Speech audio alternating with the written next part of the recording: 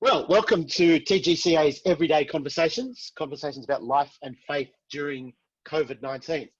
John McLean is my name, and today I'm with Al Bain, who's the Senior Minister at St John's Presbyterian Church in Hobart, and Mark Badley, who teaches theology at QTC in Brisbane, and I teach theology at Christ College in Sydney. Over the last few weeks during the isolation, the three of us have been hosting a conversation on Zoom on Tuesday afternoons with a bunch of other people and building a little bit of a kind of community. And we've also done a bit of talking about community, so we thought we'd continue that conversation today. Thanks for coming along, guys. Thanks very much for being there, John. Good to see you, Mark. Good to see you again. Good to be together again. Al, how's your church been impacted by the experience of isolation? What do you think it's done or revealed about community in your church? Well, in one sense, John, there have been many of us who've been drawn more closely together. When it happened initially, there was a great sort of flurry of activity in the office as we tried to organise ways in which we can remain connected. And so we set up a buddy system where some of our older members, 30 or more of our older members, were given a younger person to ring them and contact them. And anecdotally, I'm hearing it's been really nice. There have been relationships built and grown through that. Our growth groups have gone online through Zoom, and some new people who might not have been able to get to growth groups because of travel have actually now joined them. We've actually rebranded them as Connect groups. So there has been a sense in which there's been a deepening of relationships amongst our people. And I'm hearing some people say it's going to be great to get back and put a face to a name and be able to see the people that we've been interacting with online in the flesh. So it's been really good. Interesting. Yep. In another way, though, it's been really terrible. And particularly when it comes to our relationships with non-believers, where do you invite them? How do you get them in touch? And if you are beginning to have conversations with non-believers about church and Christianity, how do we integrate them back into church life again? And then, of course, there are those who are extroverts and just love being around people, and they are dying at home, climbing up the walls, just wishing that they could do something with some of their Christian friends again. So a mixed bag. Yep. Me personally, I found it to be quite refreshing. I'm not one of those exhausted pastors, but Rachel and I have had wonderful times together, and I've learned to make sourdough bread like everybody else. And so that, I've got some new skills and developed some new stuff, which I've found quite beneficial. I can certainly relate to the extroverts who were really eager to reconnect with people. I've quite enjoyed it in some ways, but when they announced that you could have visitors to your home again quite easily, that's all I wanted to do. Was to have some people over for a meal. We had 10 people in our house on Friday night and Sunday, and we went to some other people's place to make up 10 on Saturday night. So yeah, we went all out. That's right. Your comments earlier, Al, about the way in which some ways people can connect better, even just the physical limitations, that the same thing's happening around our church. And it is a reminder of community is complicated. And there's all sorts of factors that play into how involved or uninvolved people are in a community. And so we have got people who even physically find it hard to get to church on a Sunday morning, who've been more in touch with people from church than they normally are. But then obviously other people who haven't been in touch hardly at all. I wonder how it's going for Australians who don't have a church community. I mean, I don't really know, but I do wonder. What do you reckon? Well, we've some of our non-Christian friends have. So we've got a few friends who've moved. We've made friends with these people who've moved to Hobart from interstate. Some of them are Christians, some of them aren't. The Christians who connected with the church are really well. The friends of ours that we've made who haven't connected with the church are finding it really hard. And in fact, Rachel was contacted by one of them the other day who half jokingly, but only half jokingly said, we feel like we need a bit of pastoral care. And we know you're married to a minister. So I think it's been really hard. Those who've moved interstate and the school that might have been the hub of their community, they're not going to. They haven't really met anybody yet, and yeah, it's been struggle street.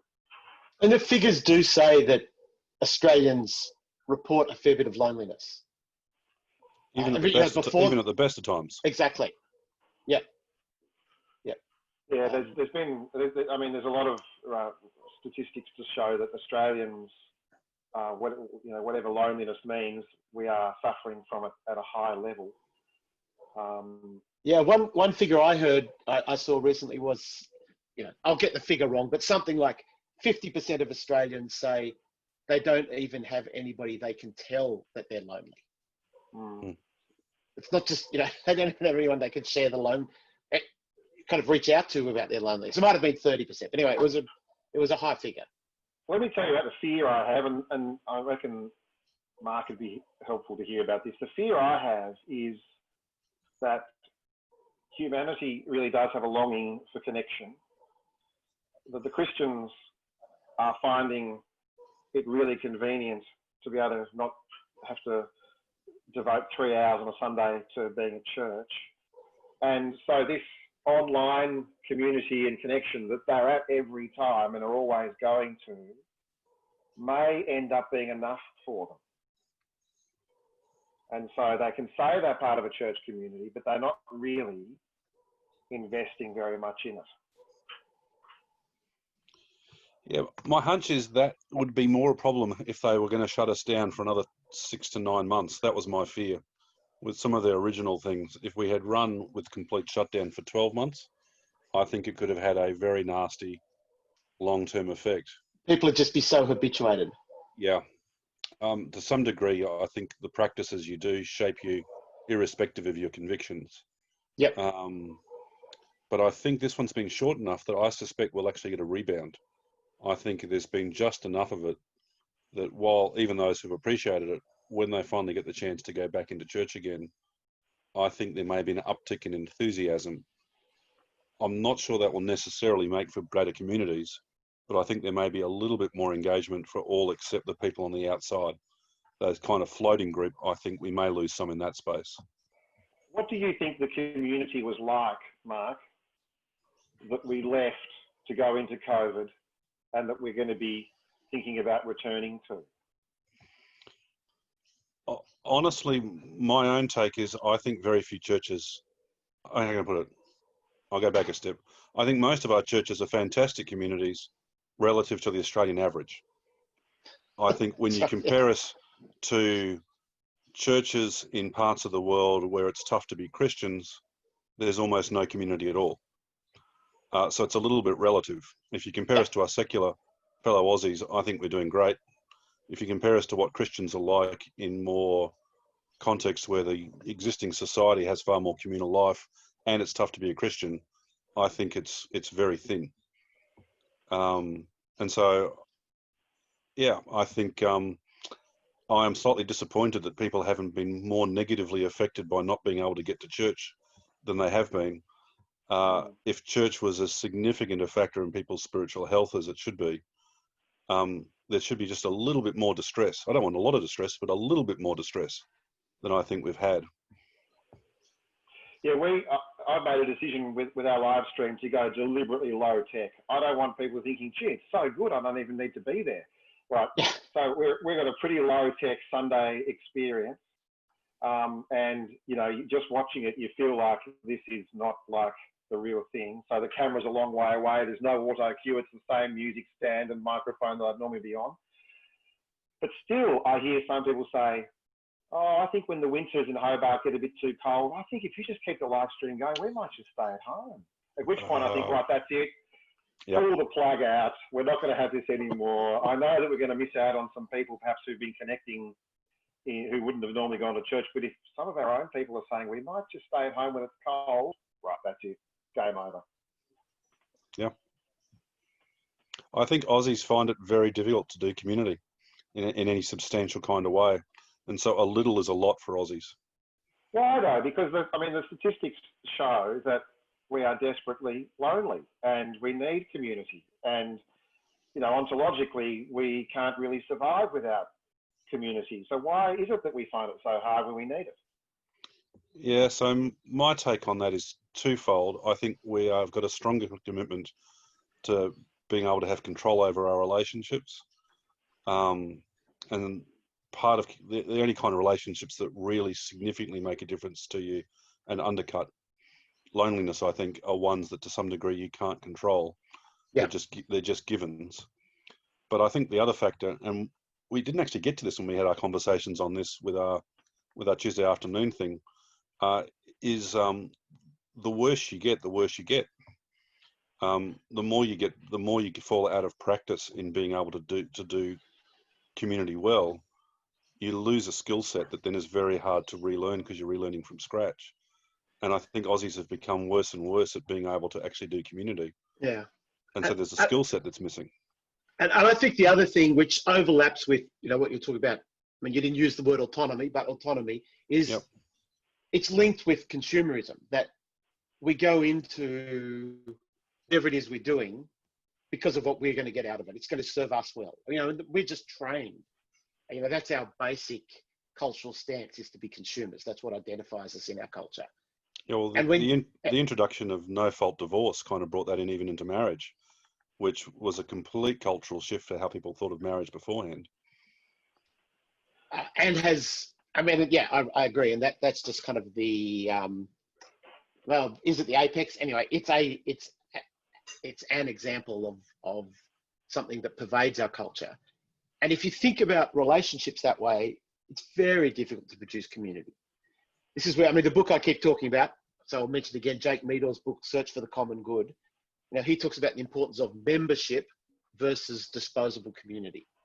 And I think that's what you're talking about, that like there's a inevitable cost to connect, to engaging with people in a way that isn't just about you. Of course, there's a cost there. I love that you, the theologian, keep referring to that theological book. The pastor, I keep referring to Eleanor Oliphant as Completely Fine, which is a novel, and it's really a novel which explores loneliness, and it was written by the author when she read in a newspaper article that there were 25-year-olds in Glasgow, which is where she was writing the novel from, who would go home from work on Friday, and they wouldn't speak to a single person until they got back to work again on Monday. And so the character in her book, Eleanor Oliphant, is that person.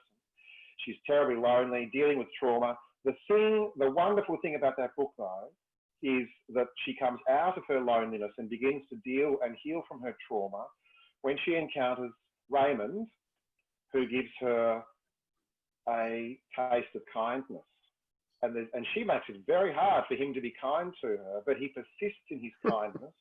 And there's an unconditionality about his love for her. I wonder if, in fact, what Marty's saying is right. Australians aren't very good at relationships and aren't very good at kindness because they've never really had a good one. And this is where the church can step in, and we can be the Raymond to the Eleanors in our neighbourhood. We can show the kind of kindness that really can begin to melt hearts and break down barriers.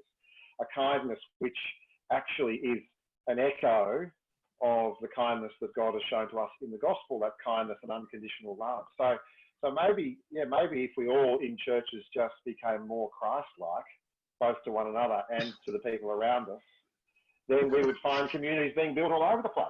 Well, I'm sure that's true, but that's the challenge, isn't it? And part of the reality of actual community in this life is we're bearing with one another. So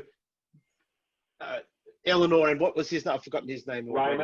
Raymond are both going to rub up against each other in uncomfortable ways as well.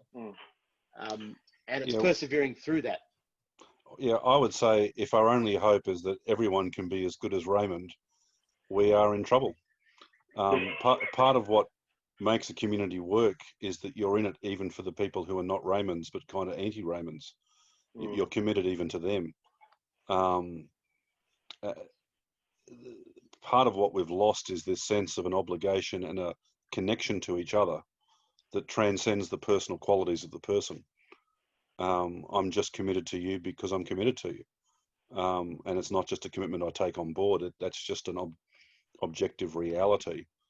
So I would probably flick it slightly. I think a deeper sense of union with Christ in church, possibly more than a pursuit of, like, pursuit of godliness as well, obviously, but a sense that I just am connected to you because I'm connected to Christ. Right. And so, well, virtues only grow out of the gospel and knowing who we are in Christ, don't they? Yeah, ultimately, that's where they grow from. yeah. And then I think that then creates a kind of relational capital, which I don't think will be attractive to all Aussies, but will be attractive to some Aussies. So I don't think it's a silver bullet, but I think it will do an effect for some. Yeah, it'll be scary for some Aussies, but it'll be true to the gospel. Yeah.